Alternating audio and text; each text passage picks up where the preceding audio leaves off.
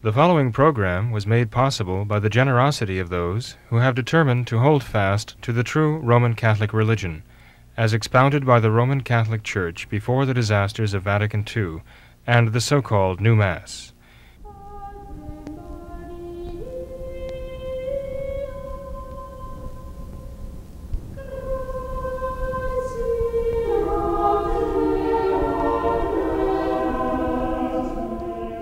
Hello and welcome to What Catholics Believe. I'm your host, Thomas Naegele, and with me tonight is Father William Jenkins from the Society of St. Pius V and pastor of Immaculate Conception Church in Norwood, Ohio. Hello, Father. Hello, Tom. Good to see you. You too. Thank you, Father. Tonight, Father, I'd like to focus on the topic of Catholic education. We have received a couple of questions in regards to this topic. I'd like to read one of our emails here from a faithful viewer who writes in and says, I would love to hear your thoughts about the education of our children. Since the Society of St. Pius V does not have nearly enough schools to educate with the Daughters of Mary as teachers, many of us are required to homeschool. There are several Novus Ordo curricula out there, and the SSPX has a curriculum as well. All of these promote papal worship or teach a false or modern doctrine. It appears that many Pius V homeschool families actually do an eclectic mix of materials. My real question is, why have the Daughters of Mary not planted schools where we have churches? Is education, and thus vocations, unimportant to the Society of St. Pius V? How can we encourage vocations by simply seeing the nuns once a year? Why is there not at least a correspondence course for catechism beyond sacramental preparation?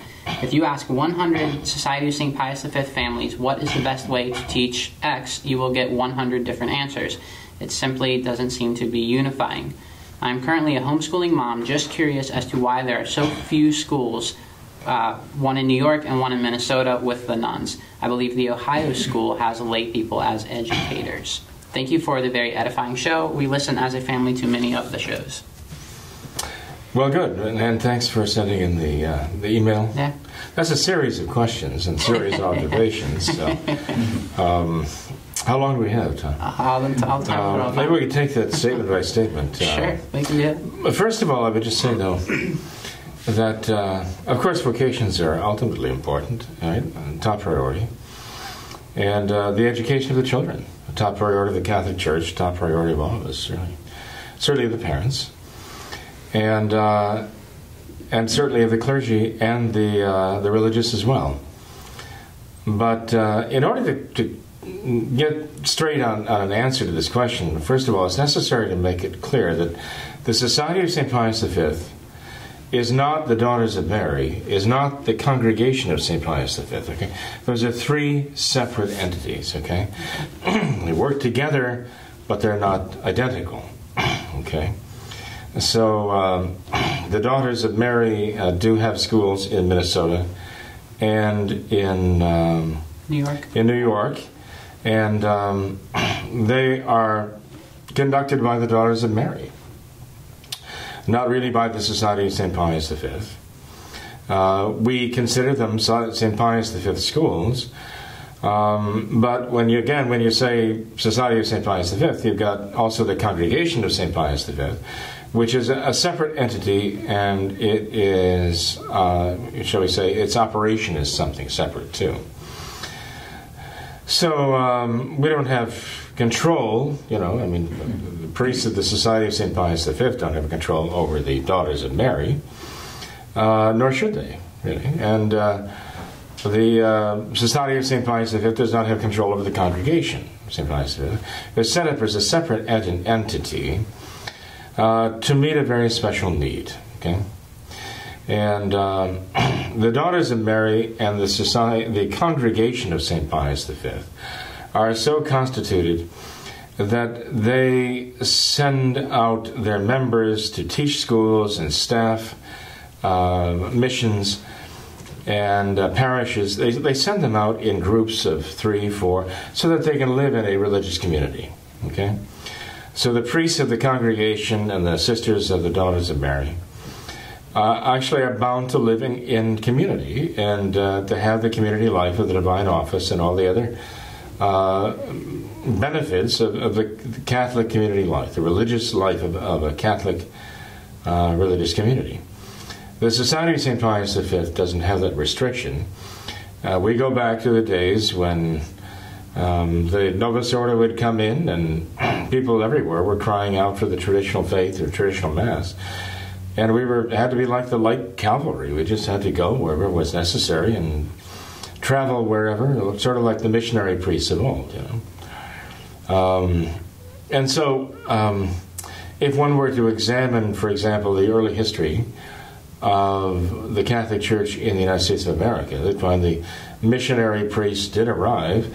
They often belonged to religious orders, but they were dispersed throughout the countryside at various missions, didn't really get to live much of the religious life, the community life that they had signed on for, as it were, when they entered the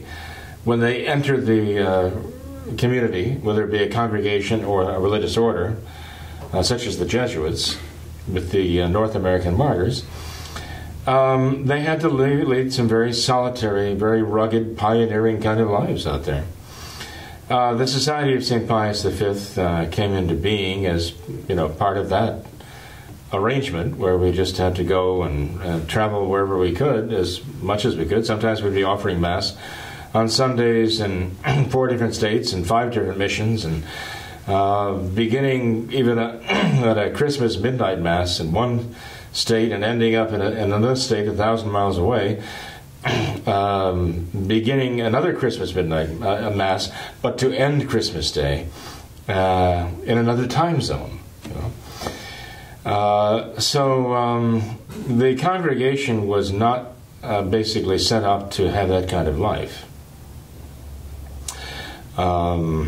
And this is fine. I mean, they have a stability of a religious community, and that's a good thing in itself, I believe. But that means they have to have developed to a certain point where they can begin to send out 3 or 4 priests at a time to staff places here and there. The same with the sisters. I mean, the sisters' communities have grown quite wonderfully. To send out the number of sisters necessary to staff a new school here and there is quite a tall order. That is certainly going to be done in the future, no doubt about it. But I cannot answer for those decisions, what is done and what isn't done. Because I have no control over it. I'm not in the proceedings and deliberations for that, so I don't know. But I would say this. I mean, apart from the question of what the Daughters of Mary do in terms of staffing schools and the decisions made for the congregation, priests, and so on, I would say this, that certainly the education of the young is much of a priority for the Society of St. Pius V, for the Daughters of Mary, for the Congregation of St. Pius V, as it is for the Catholic Church throughout history, The Church herself has told us how important that is. So we know that, we understand the parents prioritizing the education of their children. What I've wanted to do, and this I can't answer for because it's something that involves me, what I wanted to do for years and years now is to establish a homeschooling program that would be headquartered at Immaculate Conception Academy here in the Cincinnati area, and have that homeschooling program conducted from our home base, my home base here. To get a homeschooling program going is very hard to do. It takes enormous resources. We do not have those resources. At this time, we do not have those resources. You mentioned the Society of St. Pius X. They have vast resources compared to ours. I mean, what we do with a nickel, I don't know that they are accustomed to doing what we do with very limited resources. So conducting the school as we do and all the other good works we conduct from the church here and the school pretty much exhausts our resources, and sometimes more than exhausts our resources. But thanks to very generous people over the years, here we are after 30-some years now. It is my hope that in the future we will have the resources necessary to be able to power, direct, supply a homeschooling program for traditional Catholic families throughout the country. We are now at Immaculate Conception Academy. As I say, I'm limiting my comments there because that's the only, that's right. Where I have any right to speak. I don't have any right to speak anywhere else. But we are trying to partner with the Classical Latin School Association out of Kentucky, and to become ourselves accredited or certified by the CLSA. We've had some exposure to them, gotten to know them, they've gotten to know us, and it's a very happy relationship. We're very much in favor of their program. We believe that it is a very powerful educational method. We intend to follow it at the Immaculate Conception Academy. That doesn't mean to slavishly follow it, because they don't require that one take every book that they use and follow it down to every last period or exclamation point. We have a traditional Catholic school, and we follow the traditional Catholic faith, absolutely, and that is what animates our education. And the traditional Catholic faith is prominently present in every subject that we teach. So it must be. That is our goal, and that is what we want to accomplish finally. Okay.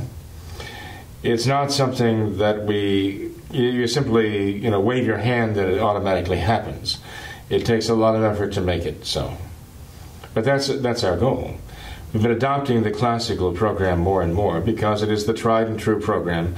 Actually, not only of pagan antiquity, but mostly it's the program of the Catholic Church. That has been what is successful because the Church understands how the human mind works, how the human soul is designed by God. And so the classical program, with its development of the ability of the mind to think, to the mind to know, to think, to reason, and so on, is perfect for the development of the human being as God made us. And that's what we intend to use. We intend to animate that program with the Catholic faith.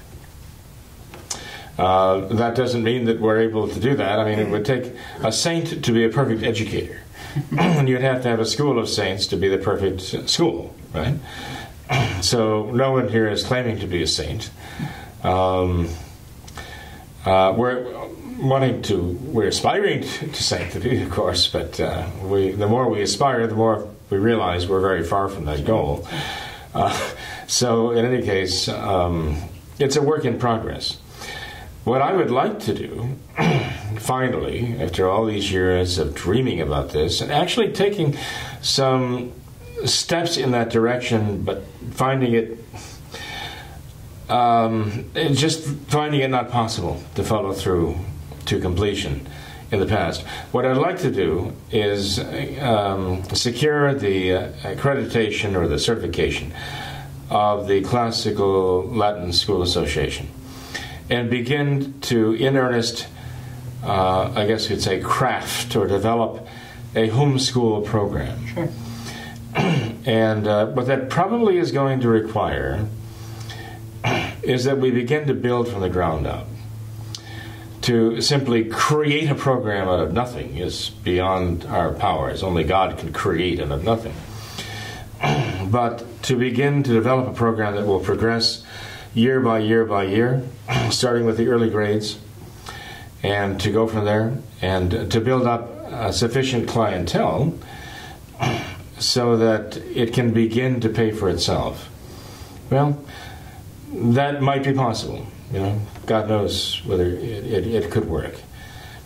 The program that I envision would be something that I think would be worth everyone's while. Mm-hmm. I want to do something that I could unequivocally recommend to every homeschool family to begin, at least in the early grades, maybe kindergarten, first, second, third grades, and then build from there as the child progresses.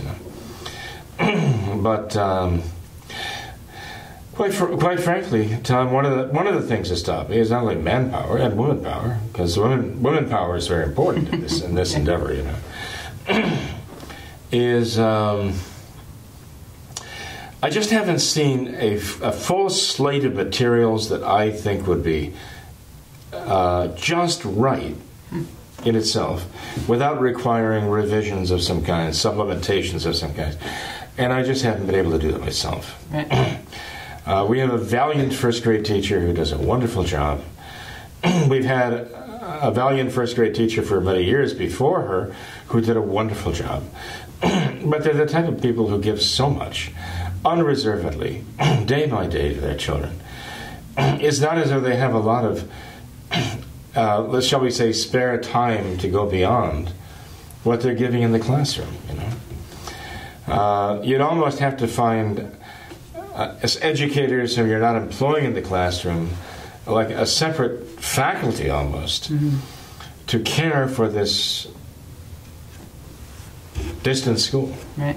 You know?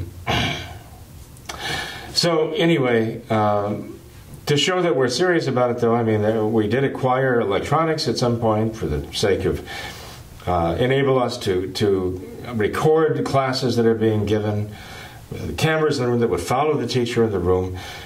And then, of course, you know, we make those available, even make them available online. Then you have problems. You know, you've got legal questions. What if the camera catches a student sitting in the classroom who doesn't necessarily want to be online, or his parents don't want the face of this child online? For what, you know, you can understand why these days. You almost have to have the teacher outside of the actual class recording a class separately, which is why I say it's more complicated than you might think. Sure. Yes, we could get together materials, put them in a box, and mail them to you and say, good luck, let us know how it turns out. But that's not what we're looking for right now. That's not what you're looking for. Yeah. So when we do finally, and I say when, not whether, not if, but when we do finally get this together, I want it to be something that is well thought out, well prepared, and that it's really going to work. And not something that's just experimental and we have to work the bugs out. We're not going to experiment on your children with a program that is not really well thought out. Now, the daughters of Mary, you might think, would be very well positioned to do that. And maybe they are, but I'm not the one to say that. You know, I think they do a fantastic job of having a homeschool program that they could conduct from one of the houses or even the mother house. But that's not my job to do. It's not my right to say that this is what they should do. I don't know. I just think they're very capable of doing an excellent job of this. But again, whether they are in a position to do it or not is not my call. So I would suggest to this dear lady that she might contact the daughters of Mary and propose it to them. But if you propose it to them, my dear friend, I would suggest that you not say to her, don't you value vocations? Don't you care for souls or whatever? Because the answer is yes, of course they do. You know, that's why they followed their own vocations for that very reason. So you don't have to make it kind of a, you know, I'm going to poke you in the eye sort of thing to get your attention. Just make it very positive, you know, and let them know that you are interested and would love to see this and await the day that they can do this, and you know many others who would also love to see this happen too. I do too. I know there are many, many people in all the missions I serve who would sign up in a heartbeat. They'd have their children enrolled as soon as they found out. In fact, some of the people have already had their children enrolled, you know, in spirit for years. They're just waiting for it to happen. So I'd say, you know, tone down the frustration in this and just try to be positive going forward and encouraging in this, and ask if you can help in any way. But Father, what does one do now while this vast work is in progress? If there is no traditional school to send their kids to, if homeschooling is the only option, what curriculum can they use? Well, there have been people who have contacted Immaculate Conception over the years. They've said, can you send us the materials that you're using in your first grade class, second grade class, third grade class, with maybe some study guides and some help from the teachers, and can we call the teachers occasionally and ask for some help in this regard? And the teachers have been more than willing to help out any way they can. And yes, we have actually bundled up materials and sent them off. if we got 100 requests for those tomorrow, we couldn't possibly do this. An isolated request every now and then, that we could handle. But we can be overwhelmed because we don't have an unlimited supply of books and workbooks and all the rest. I mean, this is what we're looking at. We're looking at a program that might require, hopefully, 100, 500, first graders, second, third graders around the country, all needing educational materials, right? And all needing guidance, getting tests sent and getting tests returned and corrected and organize all of that. I would suggest that parents do what many parents are already doing. They're trying to find a homeschool program that gives all the good without the bad. Okay, which means that they have to really investigate. Now, I mean, I can't sit here and tell you this is the best homeschool program in the country. Go for this. I don't know. I know that we have traditional Catholic families around the country who are homeschooling their kids. Most of them have developed their curricula over time. And they've kind of improvised, but very so successfully, in fact, that they found what I consider to be quite good programs. Okay. But they are all very much individualized. I mean, after all, this dear lady says that if you ask 100 traditional parents how this or that should be taught best, you'll get 100 different answers. That's not true. You'll get 110 different answers. At least, okay? But I know what works for certain families, and we've had very, very uneven results. I mean, I see some families who homeschool extremely successfully, and they are preparing National Merit Scholars, and in Catholic cases, more importantly, they're preparing saints, But other homeschool programs just don't seem to work very well at all. And there are parents whose children come out of those programs after years, and they're years behind in their reading ability and their computational ability and so on. And I think the reason is because it takes such dedication. It's superhuman. It's a superhuman task. And it really requires... a mom can do it on her own, but it's a superhuman task. She has to be super mom, has to be teacher, and ideally, it's dad too. No matter how late he gets home from work and how tired he is, his involvement in the homeschool process is extremely important. Because not only does that kind of supplement what mom is teaching, complement what mom is teaching, but it also gives the children a sense of how important this is, that dad's on board. If dad's not on board or appears to be kind of disinterested in this whole thing, the children are going to suffer because they're going to figure, okay, this is mom's thing, and dad doesn't really think this is that important.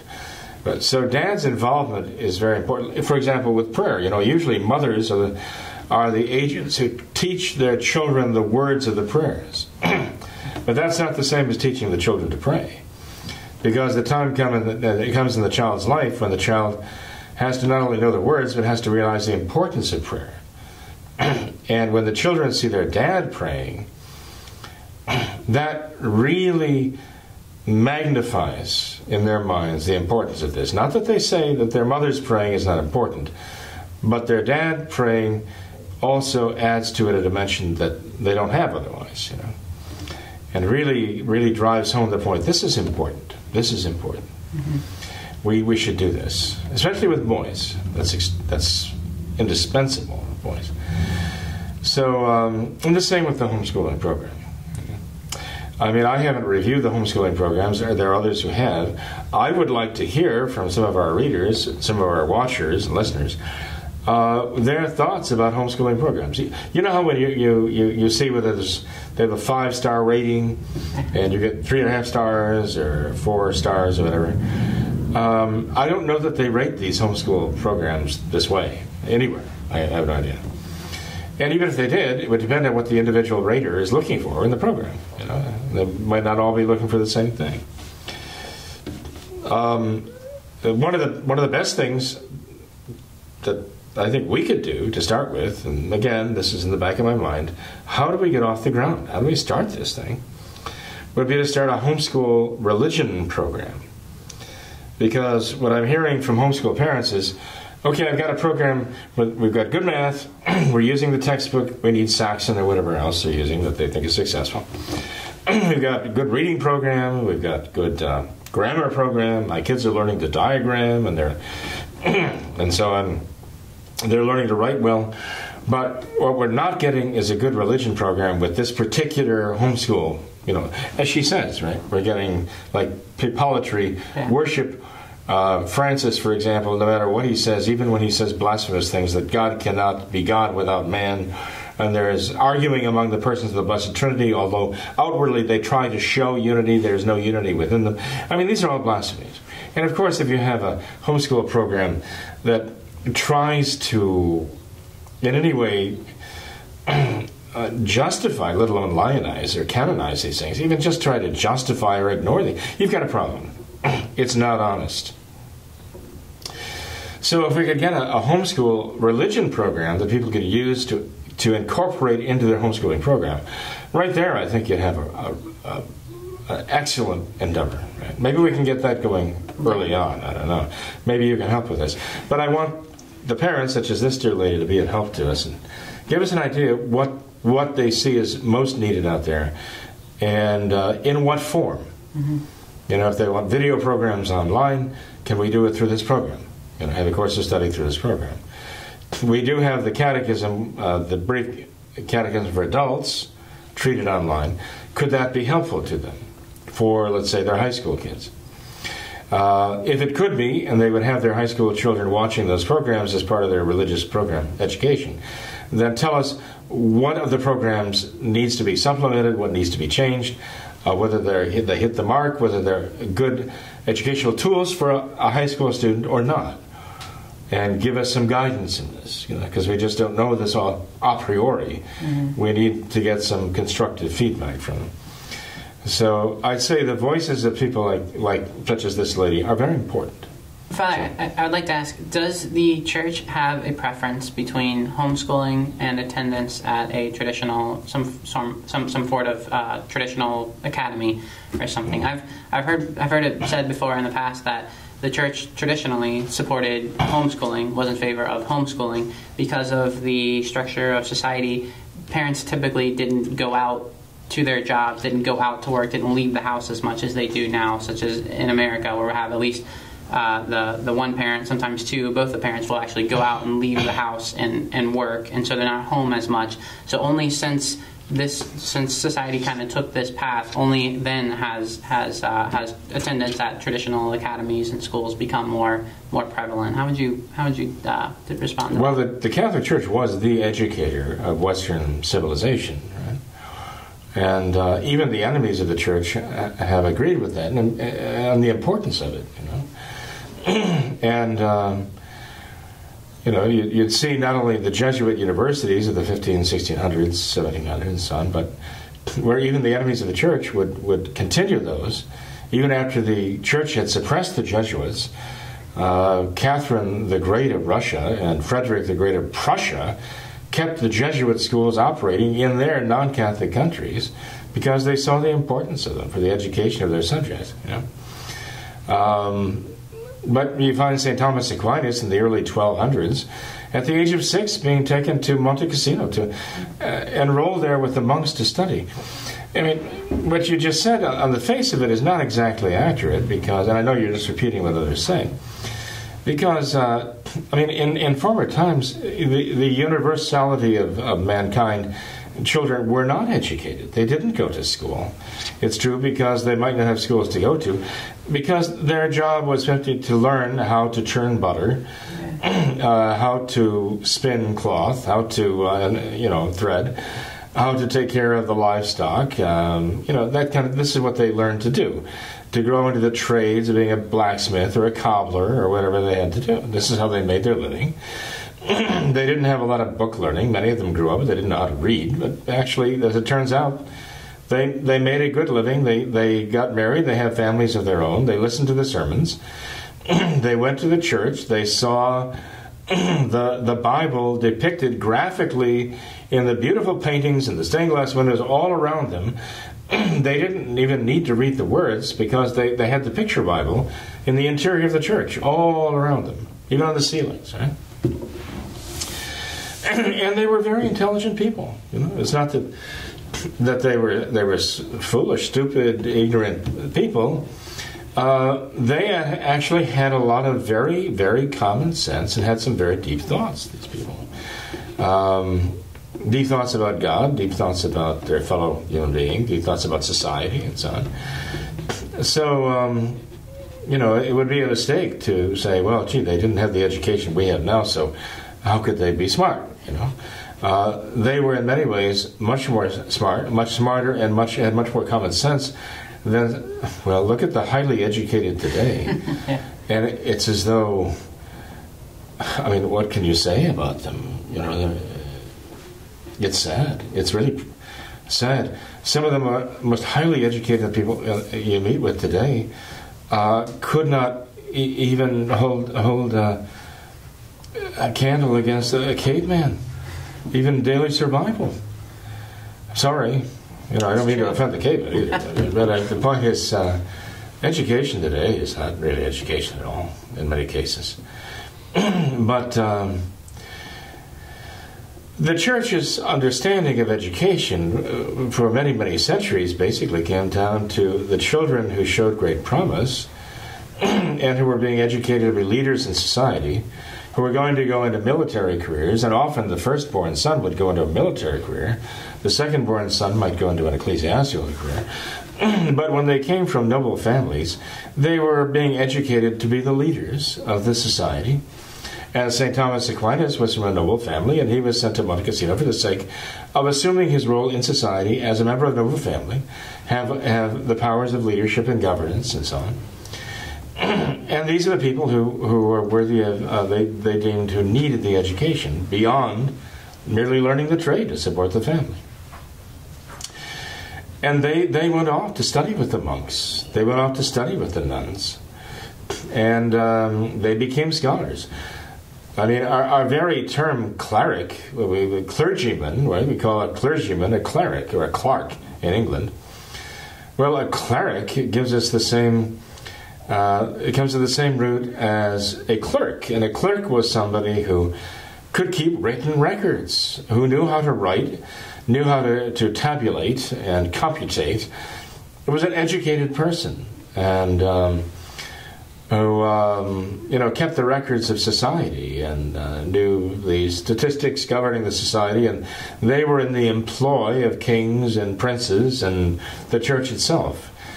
The priests needed to have the skills of a clerk because they needed to note the baptisms, the names of those who are baptized and married, and keep registers and things like that. Most people didn't need that. So the church really was the educator of society back then. And yes, they did send their children away to be educated in schools, often at the early age of 5, 6 years old. You go back to the time of Our Lady, and when she was born, as a young girl, she was entrusted to the temple to be educated. And raised in piety, and used her talents to learn the skills necessary to serve the temple and his worship, That was common. That was the common way of educating the children back then. So how does the church feel about homeschooling then? Is homeschooling acceptable? Well, the church finds homeschooling acceptable because whereas in the past you might not have a mother or father who could necessarily even read or write, and they were not necessarily in a position to teach their children more abstract sciences, and they weren't in a position to teach their children the quadrivium or the triduum, the trivium, of the various subjects and sciences known at the time. They had the experts who were skilled in teaching grammar, in teaching logic, in teaching rhetoric. Okay, this was their strong suit. This was their background. This was their to the extent that they had degrees, these are the degrees they had. They were expert in teaching these things. And these are the steps that you take in raising the child from the earliest years. And so the parents couldn't necessarily do that. Now you have parents who are well educated and who are some of them very, very skilled at teaching these things. Whereas now the schools are often failing, or even worse, not only failing to teach the children, but they are teaching them very bad things. So the church now, you can be sure, would say, and I say this with certitude because of the encyclicals of Pope Pius XII, Pius XI, Pius X, and going back throughout the centuries, about the rights of the parents to educate the children, not the state. And we're talking about so-called public schools here in America. We're talking about government schools.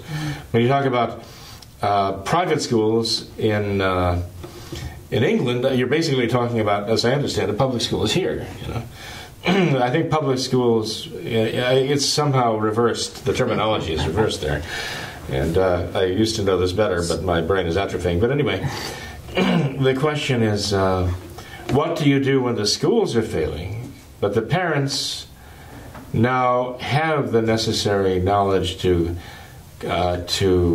instruct their children, to educate them, not only in the things of the world, but in the things of God? Well, the church would say, parents, yours is the primary responsibility for teaching your children. So you have an obligation not to send your children to those schools where they can be corrupted. But you have the obligation to see to their education yourself. And if you don't have a traditional Catholic school to which you can send your children, you have that responsibility to educate them yourselves at home. Okay. So what if both options are available? What are the criteria for determining whether one should homeschool or send their children to a traditional Catholic school? Well, the church's first choice would be send them to a traditional Catholic school. Why? Well, because of their proximity usually to our Lord and the Blessed Sacrament, for one thing. And they have access to the Mass, access to the sacraments quite regularly. It's a very rare homeschool family that avails itself of daily Mass during the week, of confessions just at the request of the child, and then scheduled confession weekly or monthly, as it may be, and daily visits to our Lord and the Blessed Sacrament. All of these things. Religious instruction in the school from a priest or religious, right? And even then, when it's a layperson, a program is actually set up by a priest or religious. So the program they're following is, even if you have a layperson who's teaching, as in the case of the first earliest. I mean, at home they would have a layperson teaching them anyway. But when you have somebody who is instructed to teach them as catechists, and they're given the program that was designed, let's say, by the priest, they have a benefit from that they wouldn't necessarily have at home. They might get the catechism at home, and I would hope they would, but I don't know that they get an awful lot more than that. So there's not only that, but I mean, they have traditional Catholic friends there. Now, some homeschooling parents say, that's exactly what I don't want, because there are so many different standards among traditional Catholic families. I don't want my children mixing with those other children and those other families, because our family is better than the rest. Or, even if our family is not better than the rest, we're different, and we want to keep it that way. We don't want our kids going to school, or our children going to your school, talking to children who are being raised in a different way, in a different home, being allowed to watch certain television programs, being allowed themselves to go frequent friends in the neighborhood who knows what language they use, right? And having, phones that we would not allow our children to have, that access to things that we would never want our children to access. I mean, I understand that. I understand that point of view. It has a certain compelling force to it. I agree with that. But I would say that there's also a fallacy at the root of that, and something very, I think, dangerous too.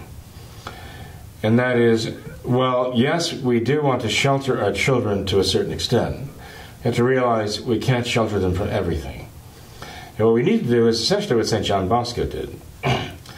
is you shelter them to the point that their consciences are not yet able to handle challenges, something that they're not prepared for.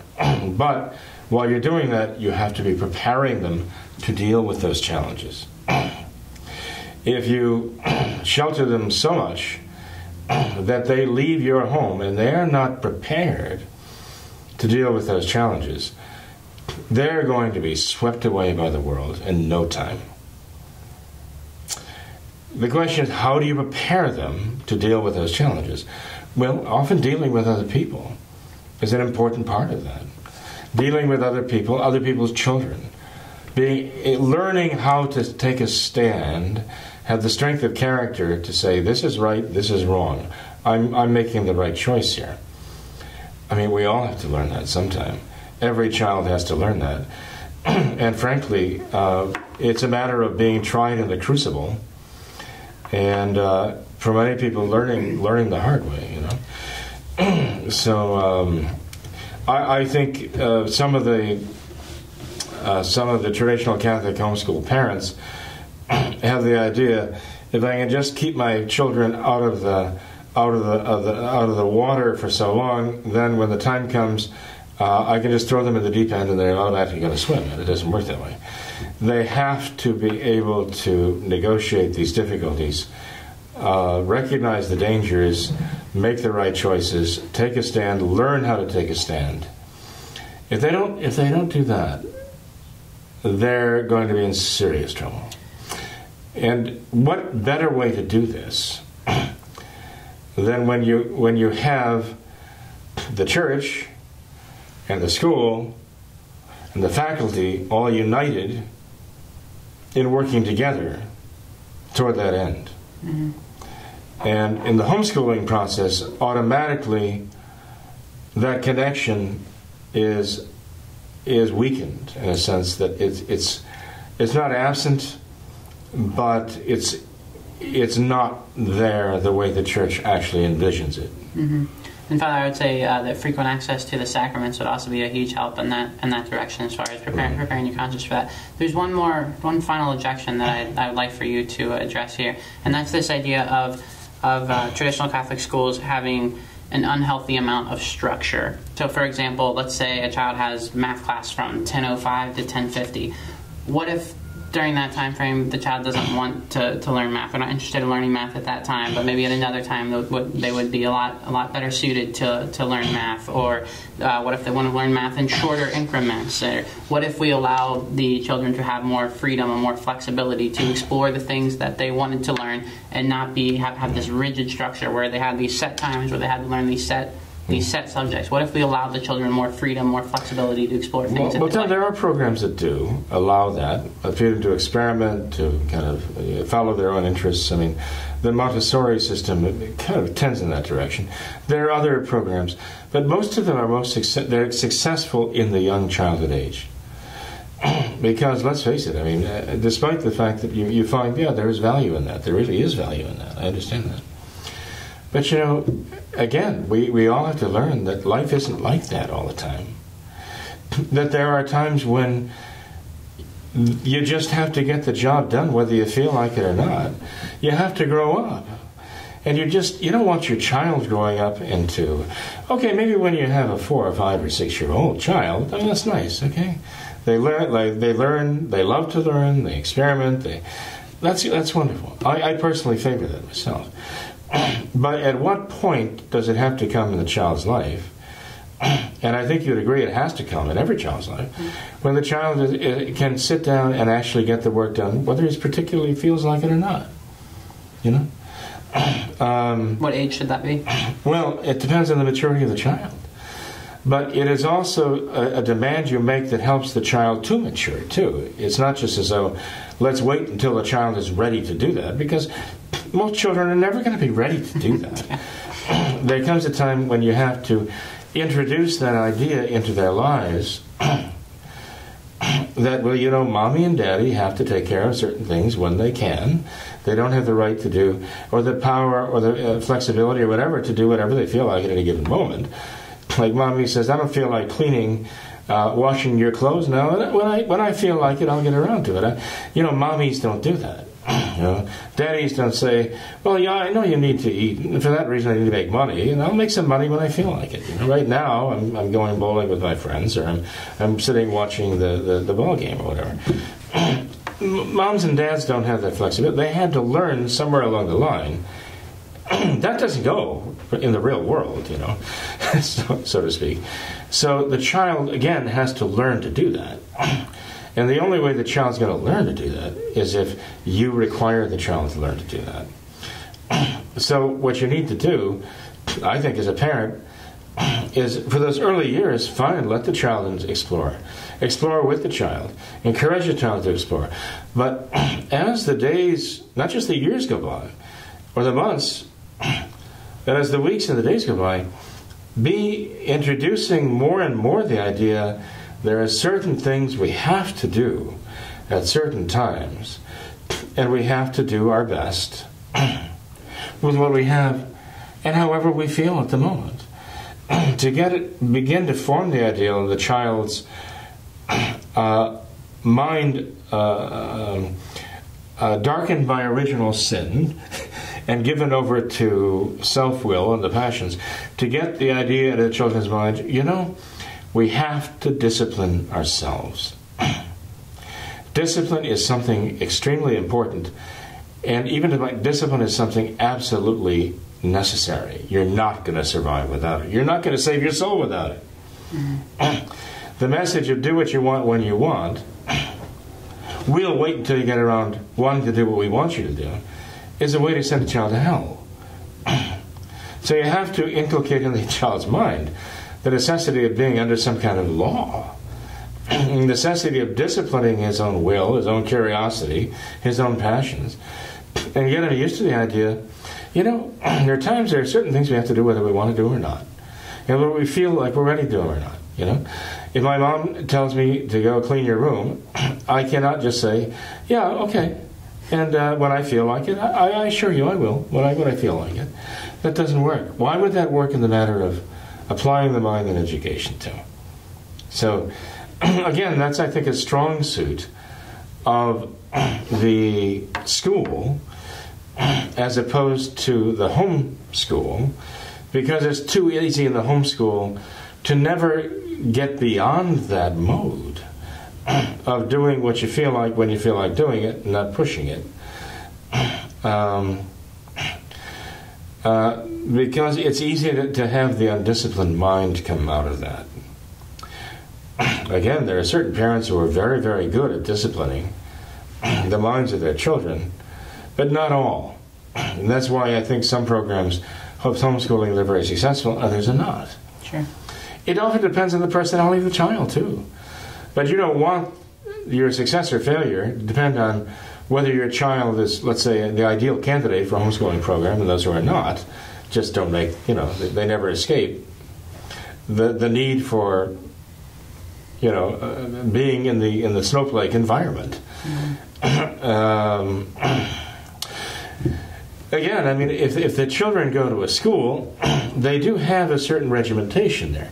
But that's why people have sent their children off to military schools for so long. That's why the church had the children sent off to the monks, because they learned to follow that order that is there.